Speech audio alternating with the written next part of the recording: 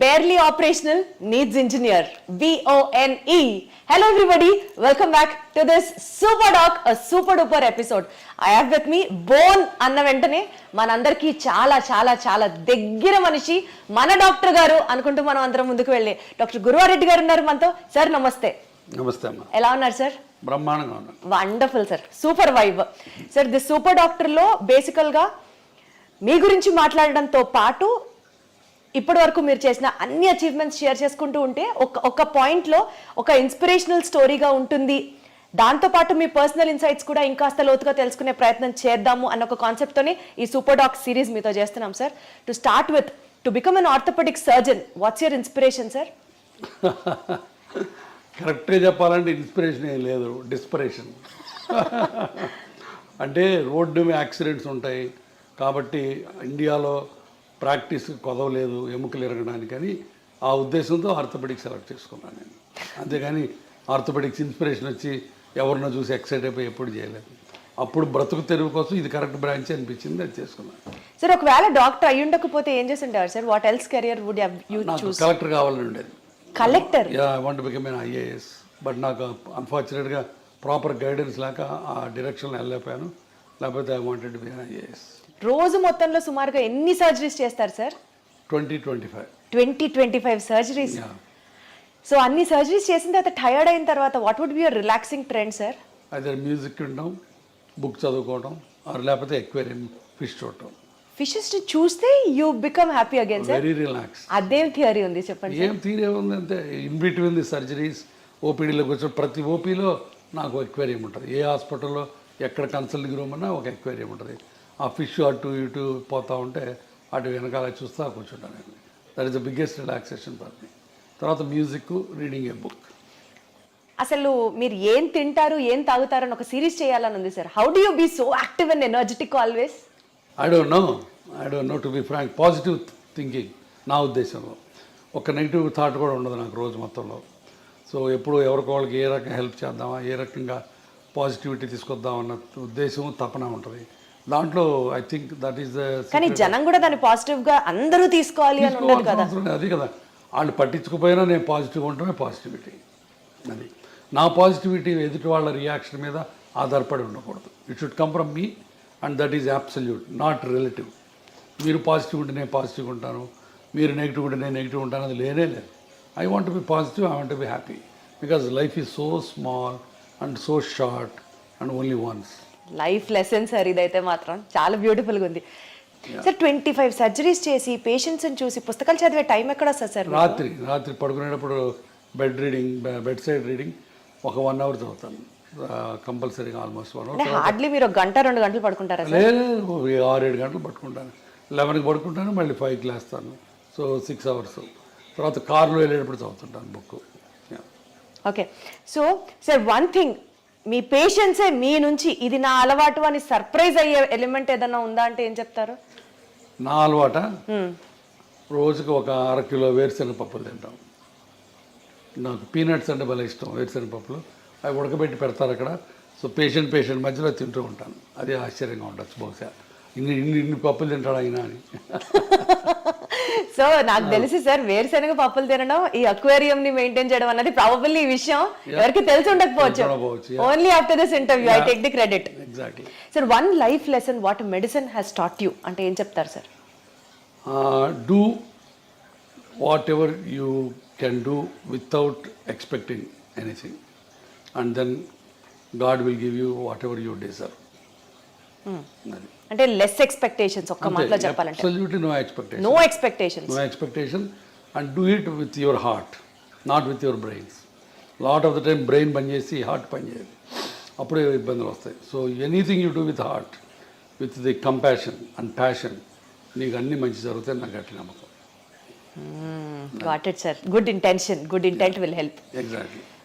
Sir you being an orthopedician sir, bones అనేవి బేసికల్గా body స్ట్రక్చర్కి హెల్ప్ చేస్తాయి అండ్ సపోర్ట్ ఇస్తాయి బాడీకి అని కాకుండా నిజంగా బోన్స్ రోల్ ఇంకా ఉందా sir? What usually people don't know or neglect about it.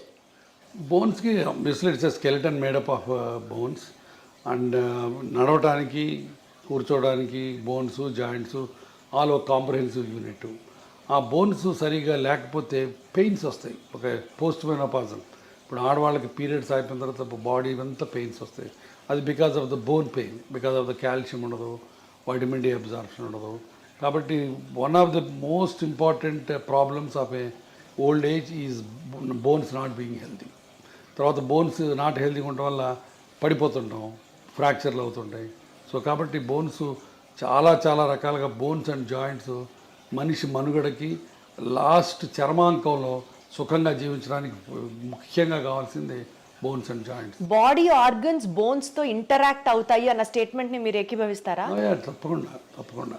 ఎందుకంటే చివరి రోజుల్లో the balance of the body is very important. అది కోర్ మజిల్స్ అవన్నీ కూడా మన మజిల్స్ బోన్స్ స్ట్రాంగ్గా ఉంటే మీరు పడకుండా ఉంటారు, లేకపోతే కింద పడిపోయి ఫ్రాక్చర్ అవుతుంటాయి. I mean to ask you sir, digestive system ప్రాపర్గా ఫంక్షన్ అయితే బోన్స్ హెల్దీగా వర్క్ చేస్తాయి. అంతే కదా, మరి డౌట్ ఏముంది దాంట్లో. ఇప్పుడు మాల్ అబ్జార్ప్షన్ సిండ్రోమ్స్ ఉంటాయి. మాల్ అబ్జార్ప్షన్ సిండ్రోమ్స్లో గట్లోంచి సరైన వైటమిన్స్ సరైన ఎలిమెంట్స్ అబ్జార్బ్ అవ్వవు. వాటిల్లో బోన్స్ ఆస్టియోపోరోటిక్గా ఉంటాయి. కాబట్టి డైజెస్టివ్ సిస్టమ్ బాగుంటే బోన్స్ బాగుంటాయి. కిడ్నీస్కి బోన్స్కి లింక్ ఏంటి సార్? కిడ్నీస్ బోన్స్ లింక్స్ అంటే బికాజ్ అగైన్ థైరాయిడ్, పారాథైరాయిడ్, తర్వాత కాల్షియము, పారాథర్మోను, ఆ బ్యాలెన్స్లో ఒక్కోసారి కాల్షియం బోన్లో ఉండకుండా బ్లడ్లోకి వెళ్తుంది. సో ఒక్కొక్కసారి కిడ్నీ స్టోన్స్ అని ఫామ్ అవుతాయి. సో ఇదంతా మల్టిపుల్ హోమియోస్టాసిస్, అంటే కాల్షియం మెటబాలిజం సరిగ్గా లేకపోవటం వల్ల, తర్వాత పారాథర్మోన్స్ ఎక్కువ ఉండటం వల్ల తక్కువ ఉండటం వల్ల ఆ టైప్లో బోన్స్ ఉండాల్సిన ఆస్టియోపోరోసిస్ ఎక్కువైపోయి బోన్స్ ప్రాబ్లమ్స్ వస్తాయి. సో కాల్షియం డిస్టర్బెన్స్ ఉంది ఒక ప్రాబ్లం, కిడ్నీలో ఒక కాళ్ళ బోన్స్లో ప్రాబ్లమ్స్ వస్తాయి. బేసికల్గా ఈ calcium metabolism, vitamin D supplements ఏదైతే చెప్తూ ఉంటున్నారో బోన్ హెల్త్కి చాలా ఇంపార్టెంట్ అని, ఏ ఏజ్ నుంచి ఎవ్రీ టైం ఈ సప్లిమెంట్స్ తీసుకుంటూ ఉండాలంటారు sir? Calcium and vitamin D age of 16 to 60, easy to remember. 16 ఏళ్ళ నుంచి 60 ఏళ్ళ దాకా ప్రతి ఉమెన్ సప్లిమెంటల్ కాల్షియం తీసుకోవాలి. Vitamin D sir? Vitamin D depends on again, but of course vitamin D ఇప్పుడు ఇండియాలో 80% ఆఫ్ పీపుల్కి deficient, what ever the reasons. ఒక్కోసారి నాకు అనుమానం వస్తుంది, అసలు ఈ ఇండియాలో మెజర్ చేసే కరెక్ట్ ఎక్విప్మెంట్ ఉందా, లేకపోతే ఫాల్టీ ఎక్విప్మెంట్ వచ్చిందని అనుమానం ఉంటుంది. ఎందుకంటే everybody will have a vitamin D deficiency. So vitamin D రెగ్యులర్గా తీసుకోవడం కంటే కూడా పీరియడ్ ప్రకారం తీసుకోవాలి, on the prescription of the either endocrinologist or an orthopedic surgeon. Sir, I don't know if it is right or wrong, but lung diseases unte they are more prone to risk of fractures అన్న మాటకి relevance ఉందా sir? Lung డిసీజెస్కి bone ఫ్రాక్చర్స్కి నాకు తెలిసి connection ఏం కనపట్లేదు on the face of it. Direct connection అయితే ఏం లేదు లంగ్ డిసీజ్ వాటికి. సార్, న్యూరలాజికల్ కండిషన్, స్ట్రెస్ ఎక్కువ ఉన్నప్పుడు does it have an impact on the bone density or the bone strength? న్యూరలాజికల్గా కూడా డైరెక్ట్గా ఉండదు బోన్స్ మీద, బట్ ఒక్కొక్కసారి కొన్ని ప్రాబ్లమ్స్లో పార్కిన్సోనిజము అట్లాంటివి, అట్లంటే where you are not walking too much, you are sitting in a sedentary style, then the bones will lose calcium and osteoporosis వస్తుంది. అచ్చా, so there is an indirect link అనే చెప్పొచ్చు. సో బాడీలో ఇన్ఫ్లమేషన్ ఉన్నప్పుడు sir, ఇప్పుడు non inflammatory diet తినండి అని అందరినీ ప్రమోట్ చేస్తున్నారు భయంకరంగా. Does really inflammation in the body effect the bone health? Not much. Inflammation అనేది ఒక మజిల్స్కి జాయింట్స్కి సంబంధించింది. బోన్ ఇన్ఫ్లమేషన్ అనేది జనరల్గా బోన్ ఇన్ఫ్లమేటెడ్గా ఉండదు, బట్ బోన్స్లో ఒక్కొక్కసారి దేర్ కెన్ బి డిఫరెంట్ పెరియాస్టిటిస్ అని, ఆస్టియంకెన్ను పెరియాస్టియం అని ఒక లేయర్ ఉంటుంది, దానికి బోన్కి మధ్య ఉన్న స్వెల్లింగ్స్ ఒక్కోసారి ఎక్కువ అవ్వచ్చు. అట్లాంటి వాటిని పెరియాస్టిటిస్ అంటే బాగా షిన్ పెయిన్స్ ఉంటాయి, అట్లాంటివి రావచ్చు. అది కూడా calcium, vitamin D, metabolism disturbance వల్ల రావచ్చు. సో అంటే ఆ న్యూరలాజికల్ ఇంపాక్ట్ ఉన్నట్టా లేనట్టా sir? How do we conclude it? డైరెక్ట్గా న్యూరలాజికల్కి బోన్స్కి కనెక్షన్ ఉండదు. అంటే స్ట్రెస్ ఉంటే బోన్ పెయిన్ ఎక్కువ అవుతుంది, స్ట్రెస్ ఉంటే అన్ని బాడీలో అన్ని పెయిన్స్ ఎక్కువ అవుతాయి. అర్థమైందా? మస్క్యులర్ పెయిన్ ఎక్కువ అవుతుంది, తలనొప్పి వస్తుంది, మైగ్రేన్స్ వస్తాయి, నెక్ పెయిన్ వస్తుంది. అందుకని డైరెక్ట్గా బోన్ మీద, బోన్ మెటబాలిజం మీద డైరెక్ట్ రిలేషన్స్ ఏం లేవు. బట్ ఇండైరెక్ట్గా ఇప్పుడు న్యూరలాజికల్ ప్రాబ్లం వచ్చింది, స్ట్రోక్ వచ్చింది, patient is SIT confine to the bed, అప్పుడు బోన్స్లోంచి ఆస్టియోపోరోసిస్ స్టార్ట్ అవుతుంది. Got it sir. సార్, మీరు కొన్ని లక్షల మంది పేషెంట్స్ని చూసుంటారు over your experience. Basic points patients overlook అయిపోయేది లైఫ్ స్టైల్లో డెస్పైట్ ఆఫ్ మీరు చాలా వీడియోస్ కూడా చేశారు సిట్టింగ్ పోస్టర్ దగ్గర నుంచి you have to walk this way you have to SIT this way అని చాలా చెప్తూనే ఉంటారు. Despite of all your me guidance కాకుండా కూడా పేషెంట్స్ వాళ్ళ లైఫ్ స్టైల్లో ఓవర్లుక్ చేసే పాయింట్స్ ఏంటి సార్? మెయిన్ పోస్చర్, మనం ఇందాక అనుకున్న పోస్చరు. మరి నేను చెప్పినట్టు ఇలా స్ట్రైట్గా కూర్చోరు, ఎప్పుడు అందరూ ఇలా వంగి కూర్చుంటారు, వంగి నడుస్తారు. సో పోస్చర్ ఒకటి మెయిన్, బాగా అందరూ నెగ్లెక్ట్ చేసేది posture. Number 2, lack of exercises. అసలు ఎక్సర్సైజులు, చిన్న ఎక్సర్సైజెస్ కూడా చేయకుండా సెడెంటరీ లైఫ్ స్టైల్లోకి కూర్చుంటారు. అది number 2. Number 3, abuse of the joints. ఇప్పుడు కింద కూర్చొని ఇండియన్ టాయిలెట్ లేకపోతే కింద బాచపట్టేసి కూర్చుంటే మోకాళ్ళ మీద లోటు పడుతుంది, అది మంచిది కాదు. సో అది తెలియదు చాలామందికి. అట్లానే నడుముకి ముందుకు వంకి కూర్చుంటే నడుము మీద పాడైపోద్ది, అట్లానే మెడ ముందుకు వెళ్తే మెడ పాడైపోద్ది. సో ఇవన్నీ కూడా తెలియక చాలామంది they keep on repeating the mistake in the daily activities. Sir 10,000 steps నడిస్తే you will be healthy all over అన్నది జనరల్గా చెప్పిన మాట. బట్ హై ఇంటెన్సిటీ ఎక్సర్సైజెస్ చేస్తే మోకాళ్ళు అరిగిపోతాయి, 10,000 అడుగులేస్తే మోకాళ్ళు అరిగిపోతాయి, ఎక్కువ వెయిట్స్ ఎత్తితే స్ట్రెంథనింగ్ ఎక్సర్సైజెస్ చేస్తే మోకాళ్ళు అరిగిపోతాయి. వీటిలో ఏది కరెక్ట్ సార్? చెయ్యాలని కొందరు, చేయకూడదని కొందరు, కరెక్ట్ చెప్పండి సార్. మోకాళ్ళు అరగడానికి మెయిన్ కారణం number 1 age, number 2 weight, number 3 high impact activities, 3. Number 4 accidents. సరే యాక్సిడెంట్ గురించి మనం మాట్లాడుకోవట్లేదు. ఆ ఏజ్ అది తప్పనిసరి, మనం ఏజ్ అవుతుంటే జాయింట్స్ అరుగుతూ ఉంటాయి. Number 2 weight is directly proportional or directly damaging to the bone joint health. So అది మన చేతిలో ఉంది. సో కాబట్టి మీరు ఎంత బరువు తగ్గితే మోకాళ్ళకి అంత మంచి పని చేసినట్టు. Number 3 point is abuse of the joints.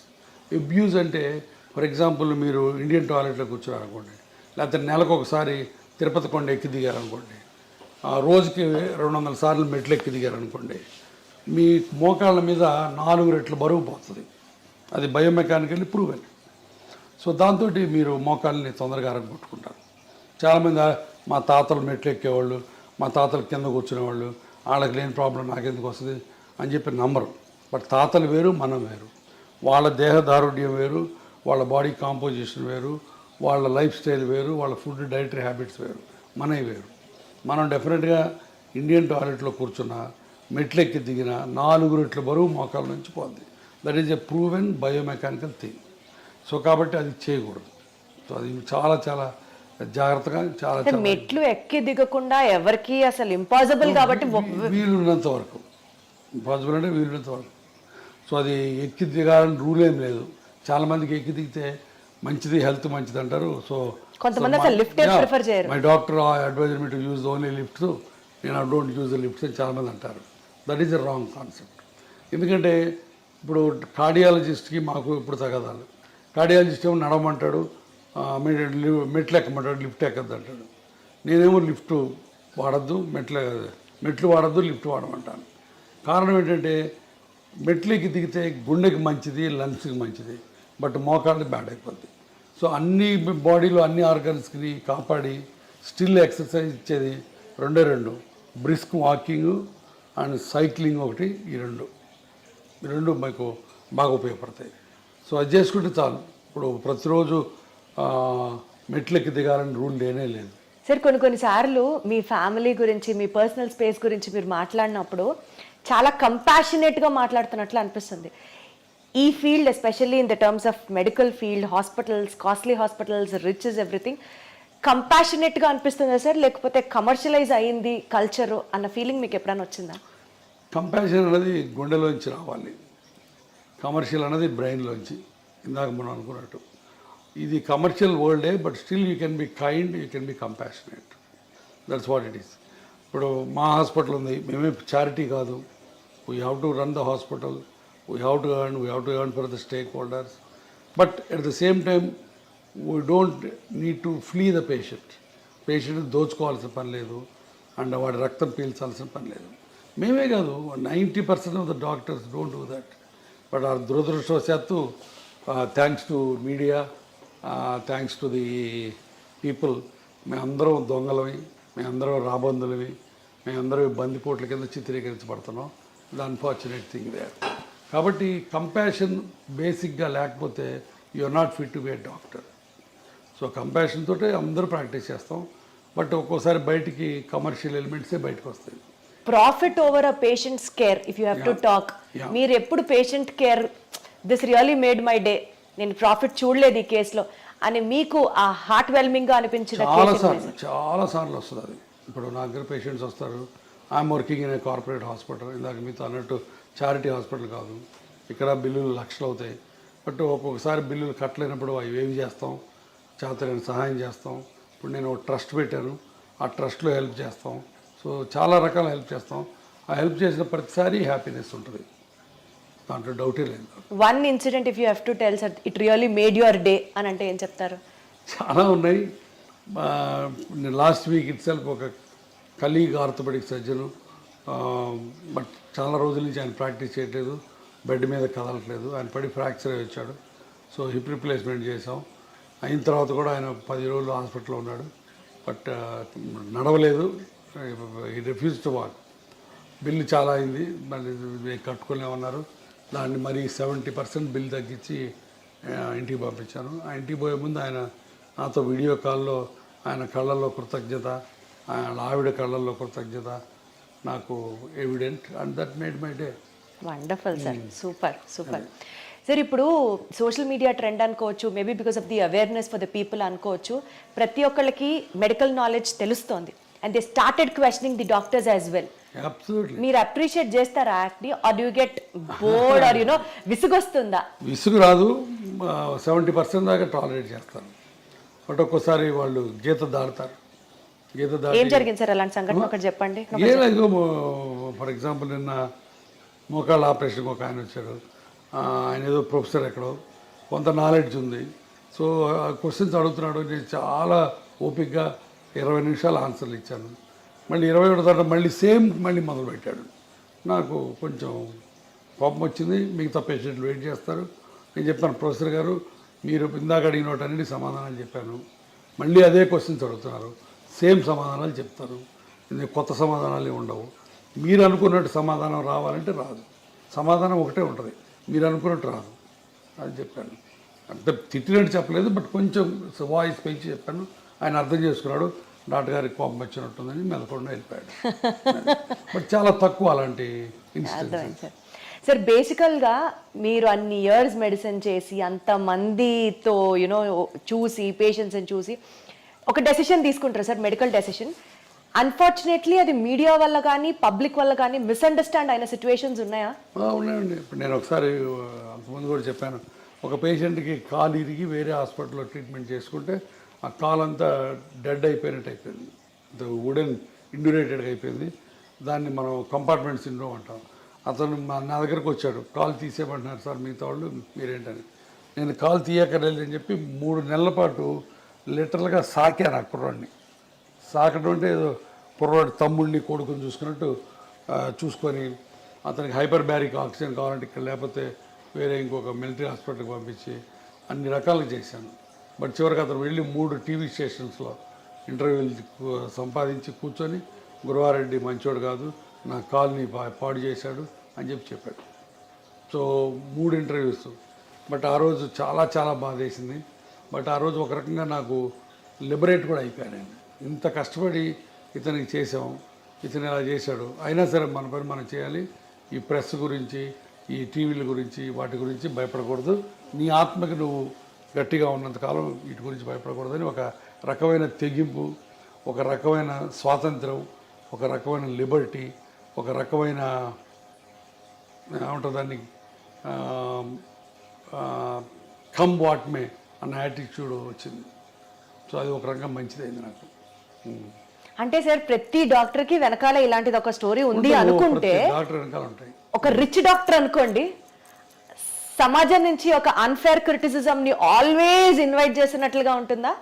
ఉంటుంది. సమాజం మమ్మల్ని భూతద్దంలో పెట్టి చూస్తుంది, ప్రతి అడుగుని క్రిటిసైజ్ చేస్తుంది.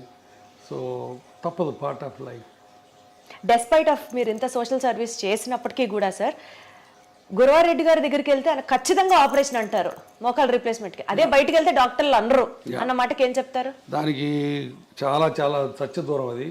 నేను రోజుకి 100 నుంచి 120 మంది పేషెంట్లు చూస్తాను. దాంట్లో 30-40 మంది కంటే ఆపరేషన్ పడవు. తర్వాత నాది టెర్షియరీ ప్రాక్టీస్, అది మర్చిపోవద్దు మీరు. అంటే పేషెంట్లు మిగతా వాళ్ళందరి దగ్గరికి చూయించుకొని ఇక ఆపరేషన్ తప్పనిసరి అన్నప్పుడు నా దగ్గరికి వస్తారు. మొదటి రోజు రారు. సో నాది టెర్షియరీ ప్రాక్టీస్. హైదరాబాద్ అవ్వటం అయితేవి, నేను ఉన్న డాక్టర్స్లో సీనియర్ మోస్ట్ ఇప్పుడు 25 ఏళ్ళ నుంచి ప్రాక్టీస్ చేస్తాను కావటం అయితే ఏంది. సో ఇక్కడ ఉన్న ఓల్డ్ డాక్టరు, సీనియర్ డాక్టరు కాబట్టి చివరిలో సెకండ్ ఒపీనియన్, థర్డ్ ఒపీనియన్ కోసం నా దగ్గరికి వస్తారు.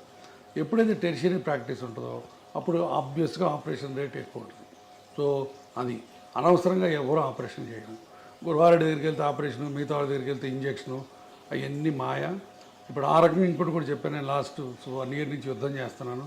ఇంజక్షన్లు పనికిరాని ఇంజక్షన్లు చేసి పేషెంట్లు మాయ చేసే డాక్టర్లు. ఈ ప్రస్తావన తీసుకొచ్చారు కాబట్టి ఇంకొక పర్సనల్ కామెంట్ కూడా ఉంది సార్. మీరు అగేన్స్ట్ పిఆర్పి ఫర్ ఆర్థరైటిస్ అని చెప్తున్నారు. Exactly against PRP for arthritis. కానీ గురువారెడ్డి గారి హాస్పిటల్లో పిఆర్పి ఇంజెక్షన్లు 7,000 నుంచి 8,000 రూపాయలు ఉండే ఇంజెక్షన్ 17,000 రూపాయలు ఆయన ఎందుకు ఛార్జ్ చేస్తున్నారు? పిఆర్పి ఇంజెక్షన్ కూడా నా హాస్పిటల్లో చేయలేదు ఫర్ ఆర్థరైటిస్. ఎవరైనా వచ్చి ప్రూవ్ చేయమని చెప్తాను. పిఆర్పి ఫర్ స్పోర్ట్స్ ఇంజురీస్కి ఎంత సోపతిస్ అని చెప్పాను ఇందాక. టెండాన్ ఇంజురీస్కి, ఇక్కడ టెన్నిస్ ఎల్బోస్కి ఇస్తే ఇవ్వచ్చు. నేను ఇవ్వను. నా దగ్గర 36 మంది పనిచేస్తారు టీం. స్పోర్ట్స్ మెడిసిన్ వాళ్ళు ఇస్తే ఇవ్వచ్చు. బట్ ఆర్థరైటిస్కి, నీ జాయింట్లో మా దగ్గర పిఆర్పి అనేది ప్రసక్తే రాదు. ఎవరైనా వచ్చి ప్రూవ్ చేయమని చెప్పాను. అర్థమైందా? 3 ఇప్పుడు స్టెమ్ సెల్స్ అని ఇచ్చి 2,80,000 తీసుకునేది మా దగ్గర జరగదు. నేను అగైనెస్ట్ ఏంటంటే PRP in arthritis. Orthopedic surgeons చాలామంది పిఆర్పీలు టెన్నిస్ ఎల్బోస్కి, యాంకిల్ ఇంజురీస్కి, హీల్ పెయిన్స్కి ఇస్తారు. నాకే రకమైన అభ్యంతరం లేదు. నాకు దాని మీద నేను ఇవ్వను, నేను వాటినే వాడినాను. అది దాని మీద నాకేం లేదు. ఎందుకంటే పీపుల్ అన్ని చోట్ల ఇస్తారు, కొన్ని చోట్ల మంచి రిజల్ట్స్ ఉన్నాయి. దానికి నేను PRP for other conditions work అయినప్పుడు why not for the knee sir? ఆర్థరైటిస్కి లేదు role. That's what I'm saying. There is no evidence at all. Arthritis is a global phenomena. Global phenomena అంటే మొత్తం కార్టిలేజ్ అంతా పాడైపోయింది. ఈ కార్టిలేజ్ అంతా పాడైపోయినప్పుడు దాన్ని మనం ఉద్ధరించి నువ్వు కార్టిలేజ్ పుట్టించరు. అంటే అయిపోయిన కార్టిలేజ్ తిరిగి మళ్ళీ ఫామ్ అవ్వదా సార్? ఇంత మటుకు గ్లోబల్గా కార్టిలేజ్ రీజనరేట్ అన్నది లేదు. కార్టిలేజ్ సెల్స్ స్పోర్ట్స్ ఇంజురీస్లో చిన్న లేజన్స్ ఉంటే దాంట్లో కాండ్రోసైట్స్ అని, ఓట్స్ అని డిఫరెంట్ ప్రొసీజర్స్ ఉన్నాయి. అవన్నీ ఉపయోగపడతాయి అక్కడ వరకు. అక్కడ కూడా ఫైబ్రస్ టిష్యూ ఫామ్ అయ్యి కొంతవరకు కార్టిలేజ్ సెల్స్ వస్తాయి. బట్ కార్టిలేజ్ రీజనరేట్ అయ్యి ఆర్థరైటిస్, మోకాళ్ళ నొప్పుల ఆర్థరైటిస్ బాగుపడి మళ్ళీ బ్రహ్మాండంగా నార్మల్ కార్టిలేజ్ వచ్చింది అల్ట్రాసౌండ్లో చూపిస్తాడు ఈయన, ఈ డాక్టర్ గారు, బౌన్సర్ డాక్టర్ గారు. అల్ట్రాసౌండ్ తీసేదిగో నీకు మళ్ళీ కార్టిగ్రామ్ అని చూపిస్తాడు. ఇవన్నీ మాయ, భయంకరమైన మాయ. కానీ ఆయన చేసేది మాయే. కానీ చాలా మంది ఆర్థోపెడిషియన్స్ కూడా ఈ కార్టిలేజ్ గ్రో అవుతుంది అని మందులు ఇస్తున్నారు కదా. కార్టిలేజ్ గ్రోత్ కి స్పోర్ట్స్ ఇంజరీస్ లో గ్రోత్ అయ్యే టెక్నిక్స్ వేరు. వాటిని వీటిని మిక్స్ చేయొద్దు. కార్టిలేజ్ గ్రో అవడానికి చిన్న వాటికి బోల్డ్ అని ప్రొసీజర్స్ ఉన్నాయి. ఆర్థ్రోస్కోపిక్గా చేస్తారు. అవన్నీ స్పెషల్ ఇండికేషన్స్ ఉన్నాయి, స్పెషల్ ప్రొసీజర్స్ ఉన్నాయి, స్పెషల్ ట్రైనింగ్ ఉంది.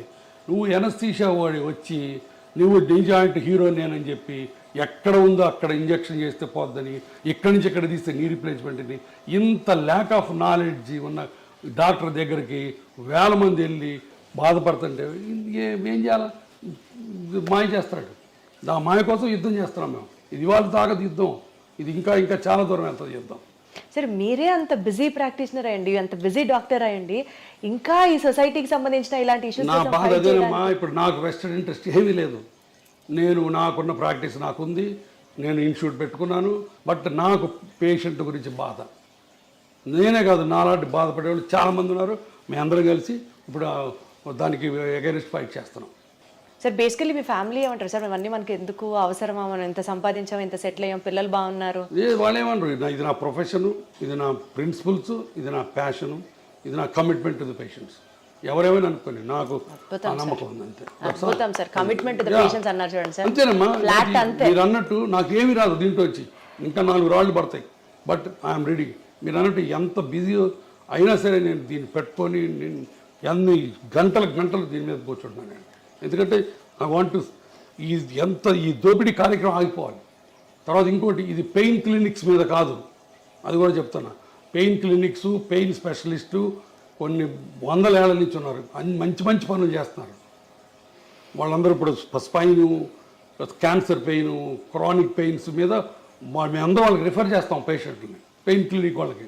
అబ్సల్యూట్లీ సార్, నాకు అర్థమవుతుంది సార్. పెయిన్ అన్నారు కాబట్టి కొంచెం పిఆర్పి నుంచి పక్కకి వెళ్తే ఫిజియోథెరపీ చేసుకోవడం వల్ల early stages maybe around 18 years or 20 years నుంచి ఫిజియోథెరపీ ఎక్సర్సైజ్ స్టార్ట్ చేస్తే బోన్ జాయింట్స్ హెల్దీగా ఉంటాయి, బోన్ జాయింట్ ప్రాబ్లమ్స్ ని మనం నివారించవచ్చు అన్న మాటకి. నివారించవచ్చు అన్న మాట తప్పు, స్లో చేయొచ్చు, ఎక్స్టెండ్ చేయొచ్చు. ఉన్న వాటి అన్నిటిలో ఫిజియోథెరపీ మజిల్స్ బోన్స్ని హెల్దీగా ఉంచుకోవటం తప్ప ఇంకా వేరే ఏమీ లేదు. నేను 2 పాయింట్లు చెప్తాను, గుర్తుపెట్టుకోండి, హైలైట్ చేయండి. ఇది మోకాళ్ళు మొదటి నుంచి ఫస్ట్ స్టేజ్ నుంచి ఆపరేషన్ అక్కర్లేదు, లాస్ట్ స్టేజ్లో ఆపరేషన్ అవసరం. ఈ ఫస్ట్ స్టేజ్ నుంచి treatment simple medicines. Simple medicines అంటే ఏంటి? ఎప్పుడన్నా నొప్పుంటే సింపుల్ పారాసిటమాల్ ట్యాబ్లెట్, లోపల కార్టిలేజ్ నరిష్మెంట్కి, అంటే ఉన్న కార్టిలేజ్ బలాన్ని కాపాడటానికి, కొత్త కార్టిలేజ్ అనడం కాదు. ఎగైన్ అక్కడ మాయ, నీవు కొత్త గుజ్జు పుట్టించే ఇంజక్షన్ చేస్తూ ఉంటావు, తప్పు. కొత్త గుజ్జు పుట్టించే ఇంజక్షన్ ఇంతపాటు ప్రపంచంలో ఎక్కడా లేవు. పుట్టదు. ఉన్న గుజ్జు బలాన్ని కాపాడే ఉన్నాయి, దాన్ని కాండ్రో ప్రొటెక్టివ్స్ అంటారు. ఓకే, ఆ ట్యాబ్లెట్స్, బోన్స్కి ప్రొటెక్ట్ చేసే కాల్షియం ట్యాబ్లెట్లు, మజిల్స్ని ఎక్సర్సైజ్ చేయాలి. ఇప్పుడు for example quadriceps muscle exercise చేసామనుకో, మోకాల మీద ఉన్న లోడ్ని అది కొంత తీసుకుంటుంది, అందుకని మీకు ఎక్సర్సైజ్ బాగా ఉపయోగపడుతుంది. అట్లానే జాయింట్ని అబ్యూజ్ చేయకుండా, చెప్పాను కదా, ఇండియన్ టాయిలెట్స్ వాడకుండా అట్లా చేసుకోవటం తప్ప ఇంకోటి లేదు. నేను పేషెంట్కి 2 సెంటెన్స్ చెప్తాను, అమ్మ నేను ఇచ్చిన మందులు ఎక్సర్సైజులు పని చేసిన నాళ్ళు ఆపరేషన్ అక్కర్లేదు. ఈ మందులు ఎక్సర్సైజులు పని చేయకపోతే ఆపరేషన్ తప్ప ఇంకొకటి లేదు. మీరు చేయించుకుంటారు లేదు అనవసరం, బట్ డాక్టర్గా నీ ధర్మం ఏంటి చెప్పాలి. నీ రీజన్ చెప్పాలి. నువ్వు హిపోక్రటిస్ ఓత్ తీసుకున్నావమ్మా సార్. అద్భుతం సార్, అద్భుతం. గురించి ఈ రోజుల్లో ఎవరు మాట్లాడుతున్నారు సార్? లక్షలు సంపాదించి ఎట్లా నిద్రపోతావు? నువ్వు పేషెంట్ల రక్తం తాగుతున్నావు, నువ్వు అంతమించి ఇంకేం లేదు నీకు. సో ఈ హిప్ ఇంప్లాంట్స్ అండ్ నీ ఇంప్లాంట్స్ గురించి సార్, రేటుకి తగ్గట్టుగా ఆపరేషన్ చర్య ఉంటుందా సార్? ఇప్పుడు దాంట్లో రకరకాలు ఉంటాయి. ఇప్పుడు ఇదిగో ఇది ceramic, stainless steel, cobalt chromes ఉంటాయి. సో ఇట్లా ఇటుపక్క క్రాస్ లింక్డ్ పాలిఎథిలీన్ ఉంటుంది. హిప్ జాయింట్లో కనీసం 10 వెరైటీస్ ఉంటాయి. ఇప్పుడు సెరామిక్ ఉందనుకో, స్టెయిన్లెస్ స్టీల్ కంటే కనీసం 2 రెట్లు ఎక్కువ కాస్ట్. ఇదే సెరామిక్ ఇటు 2 పక్కలు వేసామనుకో 3 రెట్లు కాస్ట్. ఇటుపక్క ఓన్లీ ప్లాస్టిక్ వేసామనుకో రేట్ తగ్గుతుంది. సిమెంట్ లేకుండా వేసామనుకో రేట్ ఎక్కువ, అది లోపల హైడ్రాక్సీ అపటైట్ కోటింగ్ ఉంటుంది. అదే సిమెంట్తో వేసామనుకో రేట్ తక్కువ. సో ఇట్లా డిఫరెంట్ కాంబినేషన్స్ ఉన్నాయి, పెరుగుతాయి. ఇప్పుడు చీరల్లో పట్టు చీరలు ఉంటాయి, సిల్క్ చీరలు ఉంటాయి, ధర్మవరం చీరలు ఉంటాయి, చీరల్లో హ్యాండ్ ఎంబ్రాయిడరీ ఉంటుంది. ఒక్కొక్క చీర ఒక్కొక్క కాస్ట్, అవునా కదా? జరీ ఉంటుంది, జరీ ఉంటే కాస్ట్ ఎక్కువ. ఇది అంతే, ఒక 20 వెరైటీస్ ఆఫ్ జాయింట్లు ఉన్నాయి. ఇక్కడికి వచ్చిన తర్వాత ఆ జాయింట్ని బట్టి ₹1,00,000 నుంచి ₹5,00,000 దాకా ఉంది హిప్ ప్రైస్. ₹1,00,000కి ఇండియన్ ఇంప్లాంట్ సిమెంట్తో వేసుకోవచ్చు, బట్ అది యంగ్ పేషెంట్కి వేయడానికి లేదు. యంగ్ పేషెంట్ 25 ఏళ్ళు కోవిడ్ బారిన పడి ఎవాస్కులర్ నెక్రోసిస్ వచ్చిన అతనికి ₹1,00,000 వేస్తే తొందరగా పాడైపోద్ది. అతనికి అన్సిమెంటెడ్ హిప్ వేయాలా, సెరామిక్ హిప్ వేయాలి. So that's all. ఇప్పుడు దాంట్లో రోబోటిక్ టెక్నాలజీ వచ్చింది. రోబోటిక్ టెక్నాలజీ చేస్తే కొన్ని అడ్వాంటేజెస్ ఉన్నాయి, దానికి ఎక్కువ అవుతుంది. సో ఇవి థింగ్స్. సార్ రోబోటిక్ సర్జరీస్ గురించి మాట్లాడితే sir, your hospital is ranked among the top most robotic surgeries perform చేసే హాస్పిటల్. అది definitely first of all congratulation sir. కాకపోతే రోబోటిక్ సర్జరీస్ అన్నవి are affordable to everybody is one not at all. Robotics ప్రతి వాళ్ళు చేయించుకోవాలని రూలే లేదు. Robotics చేయాలి, అది చేయకపోతే నీ బతుకు దుర్భరం అన్నమాట అంతకంటే లేదు. ఎప్పుడు చేస్తారు సార్ రోబోటిక్స్? రోబోటిక్స్ వల్ల 2-3 అడ్వాంటేజెస్ ఉన్నాయి, మార్జినల్ అడ్వాంటేజెస్. అది పేషెంట్కి ఎక్స్ప్లెయిన్ చేస్తాం. కొంత ప్రెసిషన్ ఉంటుంది, కొంత post operative pain, immediate post operative pain కొంత తక్కువ ఉంటుంది. ఓన్లీ ఫస్ట్ 2-3 days, తర్వాత మళ్ళీ సేమ్ ఉంటుంది. ఆ ఫస్ట్ 2 days ఎందుకు ఉంటుందంటే సాఫ్ట్ టిష్యూ డిసెక్షన్ తక్కువ ఉంటుంది. తర్వాత ఇప్పుడు అలైన్మెంట్స్ అని డిఫరెంట్ అలైన్మెంట్స్ వచ్చినాయి మోకాళ్ళ ఆపరేషన్లో. ఆ డిఫరెంట్ అలైన్మెంట్ చేయాలంటే రోబోటిక్స్ ద్వారా చేయొచ్చు. ఇవన్నీ కూడా వెరీ సైంటిఫిక్. కానీ రోబోటిక్తోనే చేయాలని రూల్ లేదు. నేను 100 మందికి చేస్తే ఒక 50 మంది రోబోట్ చేయించుకుంటారు, 50 మంది రోబోట్ చేయించుకోరు. బట్ ప్రతి పేషెంట్కి ముందే చెప్తాం రోబోటిక్ వల్ల ఈ ఉపయోగాలు ఉన్నాయి, బట్ ఈ ఉపయోగాల గురించి మీరు డబ్బులు వేస్ట్ చేసుకోవాల్సిన పని లేదని కూడా చెప్తాం. కానీ సార్ ప్రిసిషన్ గా ఉంటుంది, చాలా మినిమల్ ఇన్వేషన్ ఉంటుంది, వీటి గురించి ఇట్లా మాట్లాడితే సక్సెస్ రేటు రోబోటిక్ సర్జరీస్ లో ఫర్దర్ గా ఏమీ లేదు, రెండిటికి ఒకటే. Sure, sir. రోబోటిక్ సర్జరీ వల్ల సక్సెస్ రేట్ ఎక్కువ అవుతుందని ఎవ్వరు చెప్పకూడదు, చెబితే అది అబద్ధం. నేను చెప్పను, నేను ఇంతవరకు ఏ పేషెంట్కి చెప్పలా. రోబోటిక్ వల్ల కొంత అడ్వాంటేజెస్ ఉన్నాయని చెప్తాను తప్ప సక్సెస్ రేట్లో ఏ మాత్రం తేడా లేదు, రెండుకి ఒకటే సక్సెస్ రేట్. ఎట్లా జరుగుతున్నాయి సార్? అంటే పేషెంట్స్ యొక్క పర్సెప్షన్ టువర్డ్స్ రోబోటిక్ సర్జరీ ఎట్లా ఉంది సార్? పేషెంట్స్ వల్ల మా పేషెంట్స్ కూడా ఏంటంటే ఇండియన్ పేషెంట్స్ కూడా ఇప్పుడు వెల్ ఇన్ఫార్మ్డ్. Absolutely. వాళ్ళందరూ వాళ్ళే వచ్చి అడుగుతారు. తర్వాత చాలామంది పేషెంట్లకి వాళ్ళ పిల్లలు అమెరికాలో ఉంటారు. అక్కడ అమెరికాలో ఇది standard of care robotic surgery అన్నది. వాళ్ళు అక్కడి నుంచి చెప్పి మీరు రోబోటిక్ చేయించుకోవడం చెప్తారు తల్లిదండ్రులకి. వాళ్ళు మమ్మల్ని వచ్చి అడుగుతారు. సో మేము ఆఫర్ చేస్తాం, దట్స్ ఆల్. అంతకుమించి అంటే పేషెంట్ సౌలభ్యం కోసం అది కూడా ఇనిషియల్ గా తప్పించి పేషెంట్ని మాయ చేసి పేషెంట్ని అబద్ధాలు చెప్పి రోబోటిక్స్ చేసే ప్రసక్తి లేదు, నెంబర్ 1. నెంబర్ 2, రోబోటిక్స్ చేసి నువ్వు అద్భుతంగా ఉంటావు, ఇంకో 20 ఏళ్ళు ఎక్స్ట్రా ఉంటావు అన్నది అంతకంటే లేదు. రోబోటిక్స్కి ఎక్స్ట్రా సక్సెస్ రేట్ అన్నది అంతకంటే లేదు. నేను క్లియర్గా చెప్తున్నాను 3 విషయాలు. ఏది ఇన్ని 10,000 రోబోటిక్ ఆపరేషన్లు చేసిన తర్వాత కూడా. బట్ రోబోటిక్స్ అనేది ఒక extra technology which will help you in getting a proper outcomes. అది పాయింట్ అక్కడ. అదైనా డిఫికల్ట్ ఆపరేషన్స్ ఉంటాయి. ఒకసారి బాగా అరిగిపోయి మొత్తం దొడ్డికాళ్ళు వస్తారు, స్టేజ్ 4 బాగా అడ్వాన్స్డ్. అట్లాంటి వాటిల్లో రోబోట్ మనకి ఎంతవరకు బోన్ కట్ చేయొచ్చు, ఎంతవరకు సాఫ్ట్ టిష్యూ డిసెక్ట్ చేయాలని కొన్ని మనకి ఇస్తుంది. అట్లానే హిప్ రిప్లేస్మెంట్స్లో డిస్ప్లాస్టిక్ హిప్స్ అని ఉంటాయి, అంటే చిన్నప్పటి నుంచి పాడైపోయిన హిప్స్. ఆ హిప్స్లో రోబోట్ ముందే మనకి ఎక్కడ మంచి బోన్ ఉంది, ఈ కప్ ఎక్కడ పెట్టచ్చు అని ముందే మనకి గైడెన్స్ ఇస్తుంది. అట్లాంటి అడ్వాంటేజెస్ ఉన్నాయి. అంతేగాని రోబోటిక్తోనే చేయాలన్నది లేనే లేదు. మళ్ళీ చెప్తున్నాను. అబ్సల్యూట్లీ సార్, నాకు అర్థమైంది sir. To just divert our interview on a lighter note and concluded sir, just I wanted to ask you, ఒక జాయింట్ హెల్త్ కి సంబంధించినటువంటి ఒక మీ కోరిక, జనాలు ఈ మిత్ని నమ్మడం ఆపండ్రా బాబు అని అంటే ఏం చెప్తారు సార్? ఇందాక చెప్పింది మళ్ళీ చెప్తా, నేను అలిసిపోను, ఎన్ని గంటలైనా చెప్తాను. ఇదే నా పేషెంట్లకి నేను చెప్పే, చేతులు జోడించి చెప్పేది ఏంటంటే, మీకు మోకాళ్ళ నొప్పులు ఉంటే సింపుల్ మందులు ఎక్సర్సైజులతో గడపండి. భయంకరమైన నొప్పులు వచ్చి నడవలేని పరిస్థితి వస్తే భయపడకుండా ఆపరేషన్ చేయించుకోండి. మీరు భయపడ్డా, ఆర్థికంగా సౌలభ్యం లేకపోయినా ఒక రామాయణమో మహాభారతమో చదువుకోండి. సార్, ఒక్క సూపర్ ఫుడ్ తింటే బోన్స్ అద్భుతంగా ఉంటాయంటే ఏంటి సార్ అది? ఏ లేదు, నాకైనా అబద్ధం. సూపర్ ఫుడ్ ఏమి లేదు, సూపర్ డాక్టర్ లేదు, ఏం తినమంటారు సార్? లేదు.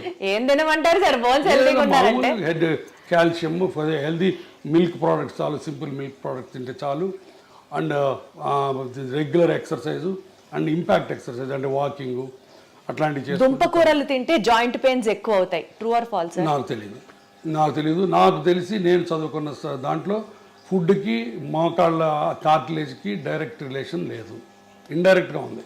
ఫుడ్ తిని లావు ఎక్కితే లావు వల్ల మోకాళ్ళు పాడవుతాయి తప్ప డైరెక్ట్గా వంకాయ తింటే కార్టిలేజ్ పోద్ది, కూర ఈ చామదుంప తింటే కార్టిలేజ్ వస్తుంది, ఈ అల్ట్రాసౌండ్ చేస్తే నొప్పి తగ్గుద్ది, ఇవన్నీ లేవు నాకు తెలుసు. సార్, మీరు ఎక్సర్సైజ్ చేయమని పేషెంట్స్కి చెప్తూ ఉంటారు కదా, ఫన్నీయెస్ట్ ఎక్సర్సైజ్ మీ దాకా వచ్చి ఒక పేషెంట్ చెప్పింది ఏమైనా ఉందా సార్? మీకు అసలు కోపం మామూలుగా రాదా ఎక్సర్సైజ్, ఆ ఎక్స్క్యూజ్ వింటే ఏం చెప్తారు సార్? I don't no. అంటే నా దగ్గరకు వచ్చే పేషెంట్లు ఒక్కోసారి నేను ఏం చెప్పినా దానికి కౌంటర్ చెప్తారు. మనం ఎక్సర్సైజ్ చేయంటే లేదండి నా బాడీ ఒప్పుకోదు అంటారు, మందులు వేసుకోమంటే నాకు అలసరండి అంటారు, కింద కూర్చోద్దామంటే నేను కింద కూర్చొని మనం చేస్తానంటారు. ప్రతిదానికి అడగొట్టా చెప్తే నేనేం చేయలేను. ఇంకా నేను చేతులైతే అమ్మ నా వస్తే అని చెప్తా అంతే. That's all. Surgery is more painful or skipping that rehab cycle is more painful, sir? Yeah, good question. Again, చాలామంది మా డాక్టర్లోనే మళ్ళీ కొంతమంది దొంగ డాక్టర్లు ఆపరేషన్ చేసి అసలు నొప్పి ఉండదు, ఫిజియోథెరపీ ఎత్తేద్దాం, ఫిజియోథెరపీ లేకుండా చేసుకోవచ్చు, జీరో ఫిజియోథెరపీ అని కొంతమంది మొదలెట్టారు. అది కూడా తప్పే. ఆపరేషన్ చేసిన తర్వాత నొప్పి అన్నది దేవుడిచ్చిన సహజమైన రియాక్షన్. కాకపోతే ఇప్పుడు మోడర్న్గా పెయిన్ రెడ్యూసింగ్ టెక్నిక్స్ చాలా వచ్చినాయి. ర్యాపిడ్ రికవరీ ప్రోటోకాల్ అని, మల్టీ మోడల్ ఎనల్జీసియా అని చెప్పి, తర్వాత కంటిన్యూస్ ఎపిడ్యూరల్ పెయిన్ రిలీఫ్ అని, అట్లా చాలా మందులు వచ్చినాయి, చాలా టెక్నిక్స్ వచ్చినాయి ఇమ్మీడియట్ రీహాబిలిటేషన్ వల్ల. వీటి వల్ల కొంత నొప్పి తగ్గుతుంది. తర్వాత నొప్పి అనేదమ్మా మల్టీ ఫ్యాక్టోరియల్, అంటే చాలా ఫ్యాక్టర్స్తో సంబంధించింది. కొంతమంది పేషెంట్లు వెరీ సెన్సిటివ్గా ఉంటారు. అవును సార్. కొంతమంది పేషెంట్లు బిందాస్గా ఉంటారు, అది పేషెంట్ ఫ్యాక్టర్. తర్వాత కొంతమందికి బాగా అరిగిపోయింది అనుకో, ఎక్కువ డిసెక్ట్ చేయాల్సి వస్తుంది, అప్పుడు ఎక్కువ ఇన్ఫ్లమేటరీ సైటోకైన్స్ రిలీజ్ అవుతాయి, వాళ్ళకి ఎక్కువ నొప్పి ఉంటుంది. సో కాబట్టి పెయిన్ లేకుండా ఏ పేషెంట్ ఉండడు. కొంతమంది అదృష్టవంతులు అసలు పెయిన్ ఉండదు వాళ్ళకి, అంటే వాళ్ళ అదృష్టం. అంటారు కదా సార్, పెయిన్ సైకోసోమాటిక్ అంటారు కదా. సైకోసోమాటిక్ కాబట్టి నొప్పి అన్నది మల్టీఫ్యాక్టరీలు, దానికి చేస్తాం. బట్ రీహాబిలిటేషన్ కూడా పేషెంట్ రిలాక్స్ అయ్యి ఫిజియోథెరపీ చేసినట్టు చేస్తే అంత నొప్పే ఉండదు. సరే ఫిజియోథెరపీ చేసేటప్పుడు ఆ నొప్పి తగ్గడానికి ఏమి ఉండదా సార్? ఉన్నాయమ్మా, చాలా ఉన్నాయి. క్రయోథెరపీ అని ఐస్ ప్యాక్స్ పెడతాము. తర్వాత ఇప్పుడు నేను 100 మంది పేషెంట్లు చేస్తే చాలా మంది ఏమనుకుంటారు తెలుసా సార్, మీరు సర్జరీ చేస్తారు, రిహాబ్ ఎక్సర్సైజెస్ ఫిజియోథెరపీ గురించి మాట్లాడితే అది చాలా పెయిన్ఫుల్.